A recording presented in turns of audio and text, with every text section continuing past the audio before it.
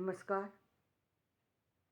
किसी भी फल या फूल की अपेक्षा रखते हैं तो आपको बीज की या तो बीज को बोना पड़ेगा या फिर किसी ने बीज बोया हो और उससे पेड़ बना हो या फूल बना हो और आप जिस फूल को चाहते हैं तो वो फूल ला करके दे या फल ला करके दे तो वो आपको प्राप्त हो सकता है।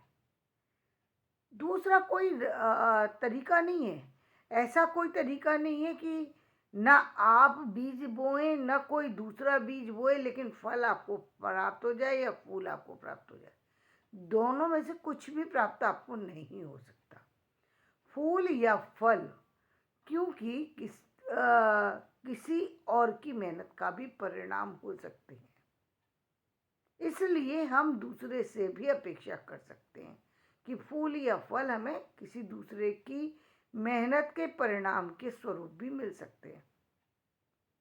हम इसमें एक भौतिक यदि जगत की बात करें, हम ये भी कह सकते हैं कि धन भी हम कह सकते हैं कि आपकी मेहनत का हो या किसी दूसरे की मेहनत का हो तो वो प्राप्त हो सकता है।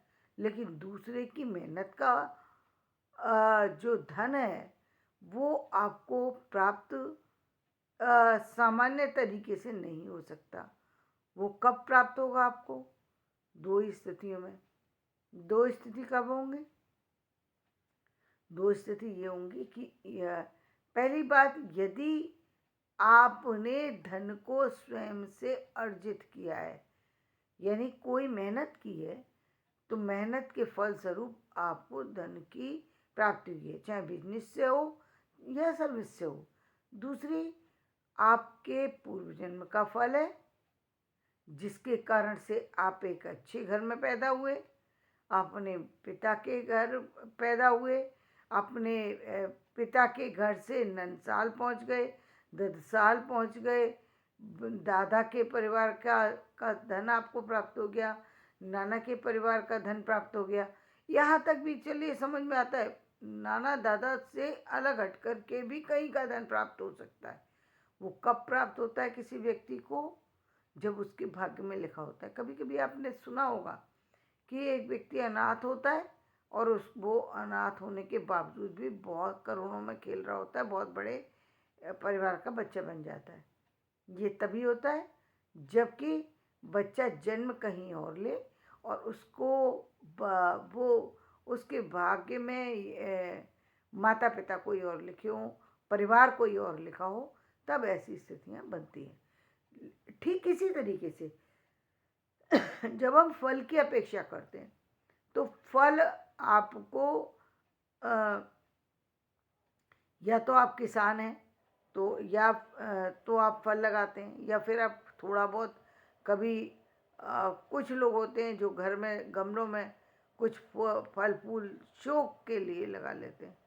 तो हो सकता है कभी आपको एक सेब नज़र आ जाए या एक जो आजकल जो तरीके नए नए चल रहे हैं उसके, या कुछ, या हम पेड़ भी कह सकते हैं कि हो सकता है आपने घर में अमरूद का पेड़ लगाया, आपके घर में अमरूद फलने लग गए, लेकिन वो फल एक सीमित सीमा में होते हैं और वो आपको प्राप्त हो सकते हैं। फूल एक सीमित सीमा में होते हैं, आपके द्वारा लगाए गए फूल आपको प्राप्त हो सकते हैं।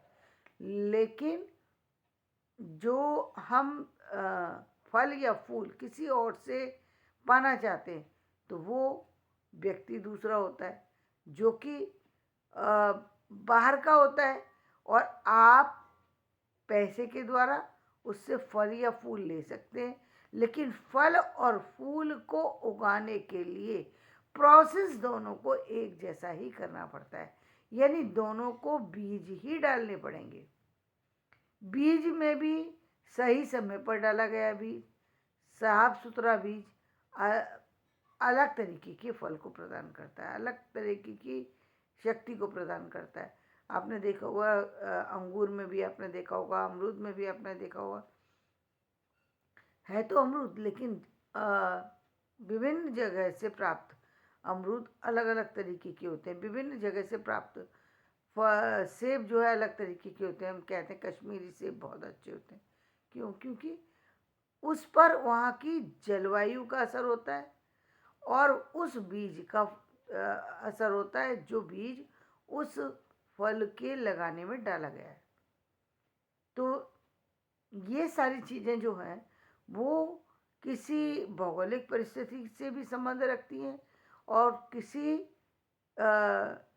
व्यक्ति की मेहनत का परिणाम तो है, लेकिन मेहनत के बावजूद भी यदि बीज ना नहीं डाला, हो सकता है कि वो खेत को रोप देता, खेत में हल चला देता और सब कर देता, पानी भी डाल देता, लेकिन यदि बीज नहीं डालता तो फल नहीं मिल सकता था। एक और तरीका है फल मिलने का। वो कौन सा तरीका है? जहाँ ना आपने डाला ना उस व्यक्ति विशेष ने डाला, फिर भी फल आ रहा है। अब ये फल कहाँ से आ रहे हैं?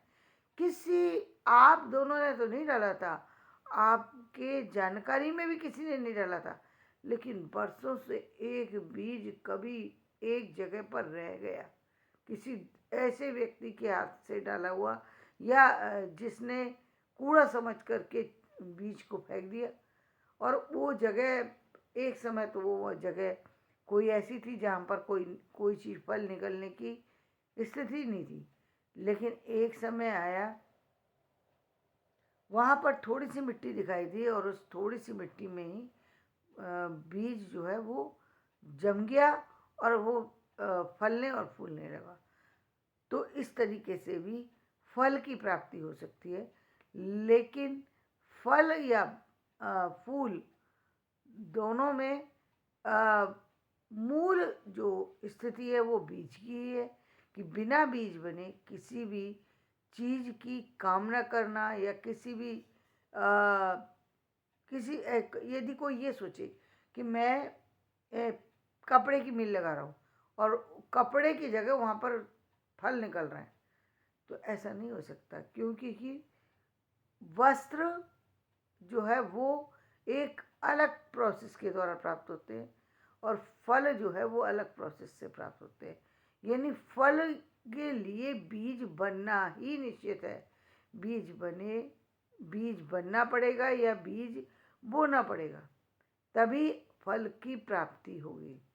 हम यदि इसको थोड़ी देर के लिए भौतिक संसार से जोड़ दें, तो यहाँ पर यदि हम बीज को एक सामान्य स्थिति पर ले आए और हम कहें कि किसी भी चीज़ की जो शुरुआत होती है वो जीरो बनने पर ही होती है। तो जीरो बन गया, शून्य हो गया व्यक्ति, उसके बाद ही उसकी स्थिति चलने की होती है, उस सीखने की होती है। कहते हैं ना कि जब कुछ प्राप्त करते हैं आप, तो आपको बच्चा बनना पड़ता है। ये बच्चे बनने का प्रोसेस क्या? बच्चे बनने का प्रोसेस वही है जो बीज का प्रोसेस है, कि आपको उस स्थिति पे आने पड़ता है जब आपका माइंड कुछ लेने के लिए तैयार हो जाता है। अब आपके अंदर वो बीज की जो जो शून्यता थी, जो मनुष्य के की शून्यता थी, यानी यहाँ पर आपने अपनी तर्क बुद्धि को या कुतर्क बुद्धि को, दोनों को एक तरफ रख दिया। अब आप सिर्फ सीखने की स्थिति में आ गए। तब आप सीख सकते हैं, तभी आप आगे बढ़ सकते हैं, क्योंकि सीखने का क्रम कहते हैं ना, यदि एक पात्र है, इसको ऐसे समझिए, यदि एक बर्तन है और वो बर्तन यदि खाली है तो आप उसमें दूध भी भर सकते हैं, उसमें जल भी भर सकते हैं, उसमें कुछ और चीज़ भी भर सकते हैं, लेकिन आप सोचें कि वो बर्तन भरा हुआ है।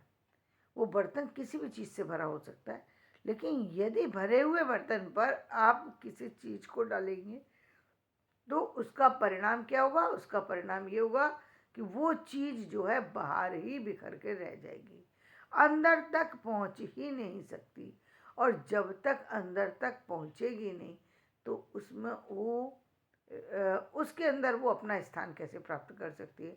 यानी हम एक बर्तन से दूध की कामना कर रहे हैं, लेकिन दूध हमने जब गिराया होगा तभी हमें उसमें से दूध प्राप्त हो सकता है।